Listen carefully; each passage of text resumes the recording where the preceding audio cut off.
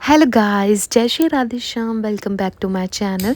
तो आज है डे 3 बुक सीरीज़ का। आज मैं अपनी ठाकुर जी को भोग लगाऊंगी बीन्स का।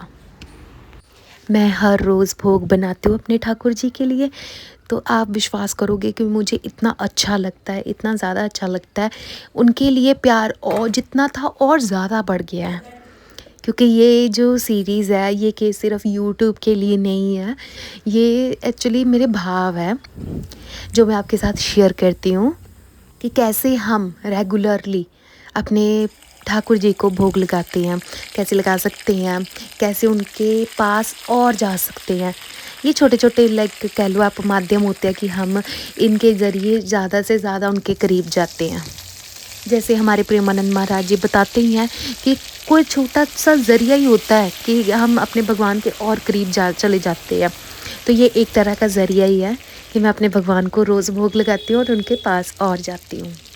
उनका भोग बनाना, उनको खिलाना, उनका तुलसी पत्र रखना और उनके सामने प्रार्थना करना इतना अच्छा लगता है, मैं आपको क्या ही बताऊं।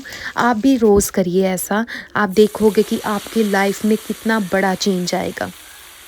हमारा भाव तो बहुत छोटा सा है। हमारा भाव कह लो कि भोरी सखे जैसा तो है ही नहीं है, अभी तक आया भी नहीं है, कि आया जाएगा भी नहीं, क्योंकि उनका भाव तो इतना ज़्यादा था, इतना ज़्यादा था। उन्होंने रो रो कर ही अपने प्रभु को पा लिया था।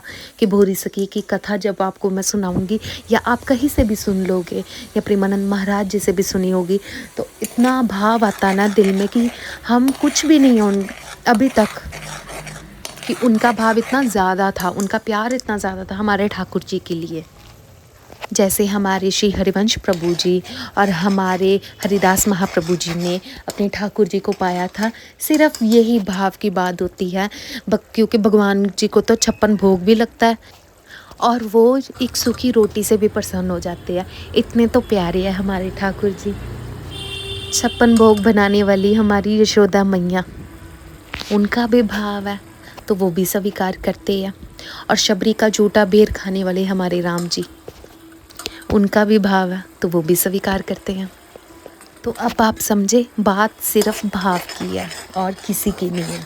हम उनके सामने प्यार से जोत करते हैं, अगरबत्ती करते हैं, क्या कुछ करते हैं, उनको स्नान करवाते हैं, बहुत सी प्रक्रिया करते हैं हम उनको प्रसन्न करने के लिए, सब कुछ कर देते हैं, पर कहीं पे भाव की कमी रह जाती है ना। तो इसलिए अपना भाव रखिए अपने परमात्मा के लिए। ये जितना ज़्यादा होगा उतने ही करीब आएंगे हमारे भगवान हमारे पास। वैसे ही हमारी मीराबाई थी। हमारी मीराबाई ने पूरे अपने जीवन काल में इतना कुछ देखा, इतना संघर्ष किया सिर्फ एक को पाने के लिए। वो क्या थे? उनके गिरधर लाल। उन्होंने ठान लिया था बचपन से ही कि उन्होंने अपने गिरधर लाल को ही पाना है, तो उन्होंने पाया। क्यों? क्योंकि उनका रास्ता सिर्फ एक था, 2 या 3 नहीं थे। वो भटकी नहीं, उनका जो होता रहा जीवन में उन्होंने सब स्वीकार किया।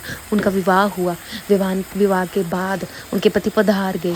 उसके बाद उनके देवर जो थे उन्होंने बहुत अत्याचार किया, उन्होंने छोड़ा, सब कुछ छोड़ दिया, फिर वो द्वारकाधीश चले गए। तो मेरे कहने का मतलब यही है कि कुछ भी हो जाए जीवन में, कुछ भी हो जाए, आप डोलना मत। इसी से ही हम अपने भगवान को पाएंगे।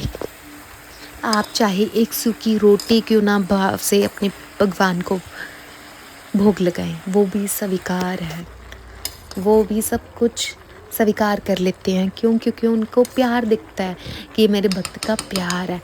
वैसे ही हमारे जगन्नाथ जी हैं, वो भी प्यार के भूखे हैं। हमारे सभी भगवान जितने भी हैं वो सभी भगवान प्यार के भूखे हैं। मैंने तो अपना ये भोजन जो बनाया वो बहुत भाव से, प्यार से अपने ठाकुर जी के लिए मैं डेली बनाती हूँ। फिर उसके बाद जब बन जाता है तुलसी पत्र रख के उनसे प्रार्थना करती हूँ कि भगवान आप स्वीकार करिए, भोजन पाएँ। एक बात ध्यान रखना, जब आप तुलसी पत्र निकालोगे तो पहले उनसे प्रार्थना करोगे कि तुलसी महारानी मैं इसके लिए आपका पत्र लेना चाहता हूँ, तो आप ऐसे ले लोगे। तो इसी के साथ मैं व्लॉग को एंड करती हूँ। Thanks for watching and do subscribe my channel. और ऐसे ही भोग सीरीज़ में बने रहिए। जय श्री राधे।